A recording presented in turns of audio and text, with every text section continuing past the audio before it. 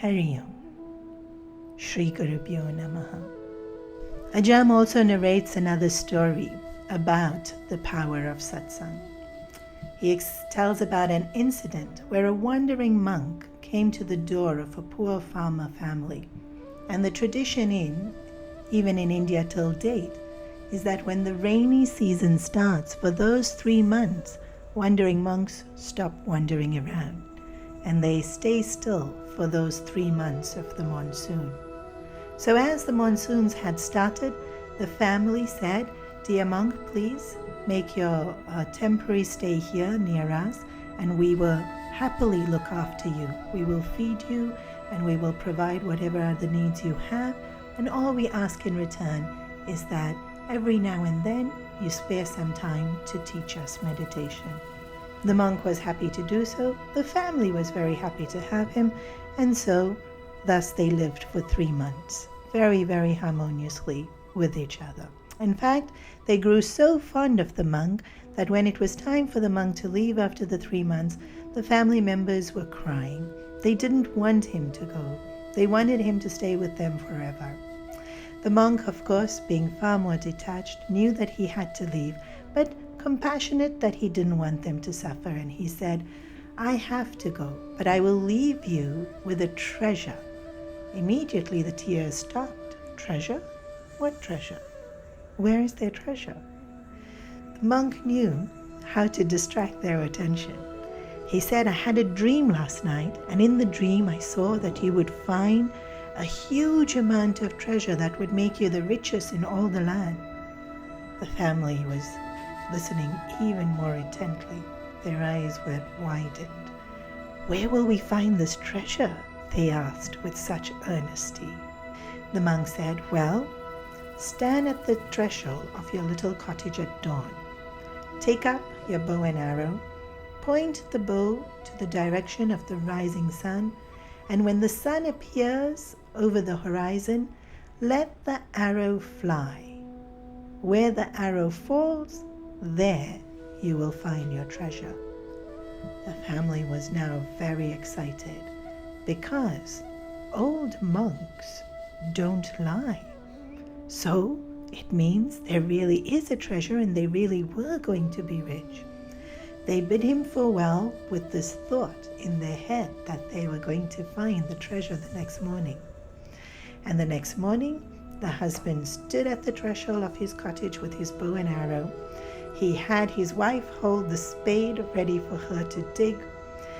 They waited for the sun to come over the horizon. He shot his arrow and it flew far and it landed. They ran quickly to see the exact spot where it landed, and they started digging. And what did they find? No treasure, only trouble. The arrow had landed on their neighbor's property, and they were caught red-handed digging up the property. The owner was a fairly wealthy man who then threatened to throw them straight in jail, and how dare they disrupt his property and come in there. The farmer immediately apologized and said, sorry, but it's not our fault. It's the old monk's fault." The rich man thought, "Old monk?" "Yes, why is it the old monk's fault?" "Well, he said that there was treasure." "Treasure?" The word treasure always catches people's attention. And he said, "Exactly what did this old monk say?" So they narrated the whole thing to him, and the rich man thought, "Well, old monks don't lie. And there's no treasure here because you have dug quite deep into my land. I know where your mistake is. You're such a puny farmer. You don't know how to shoot the bow and arrow. I'm a sturdy, stronger man. I will shoot the arrow tomorrow morning, and wherever it lands, we will find the treasure, and then we will split it 50-50. Do you agree?" Well, the farmer had no choice but to agree. And so the next morning, the rich neighbor came and stood at the threshold of their little cottage with his bow and arrow. They waited for the sun to rise in the horizon, and the rich man took aim and shot. And they all immediately ran. And this time, it was the farmer who had to dig the hole, because The day before he made his wife do it, and now it was his karma to do it. He dug, and what did they find? Nothing again, only more trouble. They had landed on the land that belonged to the general of the army. He too was not happy to have these people come and dig up his land. He was going to throw them in jail for sure, and he would have his soldiers cut off their heads. The rich man said, "It's not my fault, it's the farmer's fault." And the farmer said, "It's not my fault, it's the old monk's fault. The old monk said there would be treasure." Once again, the general thought, "Treasure? Tell me about this treasure." And as they narrated what the old monk said, the general replied, "Well, old monks don't lie. So, I think the problem is, what do civilians know about shooting a bow and arrow? I'm the general in the army. I'm trained on how to shoot a bow and arrow. Tomorrow morning, I will come and shoot it, and we will divide the treasure 3 ways. Do you agree?" They had no choice but to agree. And so it went again. The next morning, the farmer handed the spade over to the rich man, because now it was his turn to dig. The general stood at the threshold of the cottage, shot. They all ran to where the arrow landed. This time it landed in the prince's garden. They snuck in and started digging. But sure enough, the prince caught them. And now they were in trouble. The general said, "Your Highness, it's not my fault. It's the rich man's fault." The rich man blamed it on the farmer, and the farmer once again blamed it on the old monk, who said that they would find treasure. Now even the prince was curious. An old monk? Because he knew he already had enough treasure, he was more curious about the old monk. And he asked, "What did the old monk say?" And then he replied, "Well, old monks don't lie. But maybe you didn't quite understand what he meant." So he had all his soldiers search the land to find this old monk. Over the next 2 weeks, he was found, and he was brought to the palace. The farmer too was brought to the palace. Yes, he recognized the old man. He was the one. He was the monk who spoke about the treasure. The king asked, "What did you mean?" The old monk said, "Well, Your Majesty, you are wise, because indeed there is treasure buried, but they didn't understand the instruction. Tomorrow morning, if you will, I will explain it to you." The next morning, the prince, the general, the rich man, and the farmer and his family stood at the threshold with the old monk there.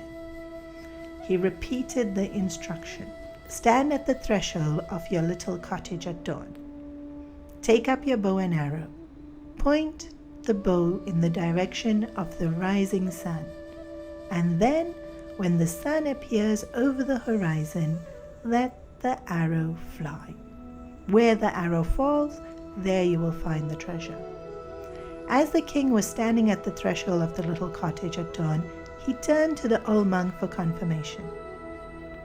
And the old monk said, "Correct." The king took up the bow and arrow. "Correct, Your Majesty." The king pointed in the direction of the sun. Correct again.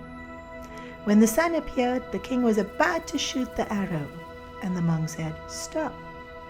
Incorrect. Listen to the instruction. Let the arrow fly."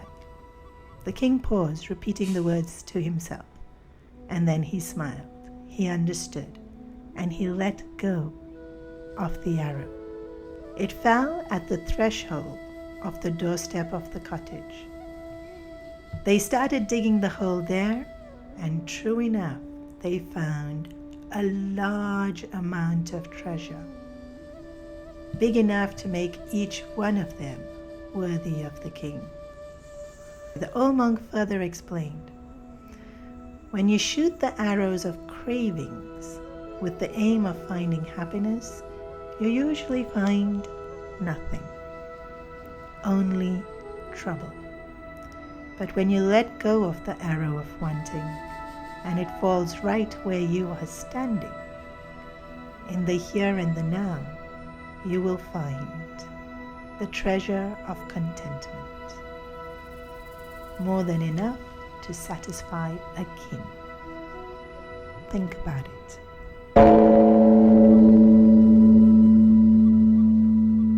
For more in-depth talks from Swamini Supriyananda and other excellent teachers of the Chinmaya mission, you can subscribe to chinmayaclicks.com. That's Chinmaya, CLIX.com.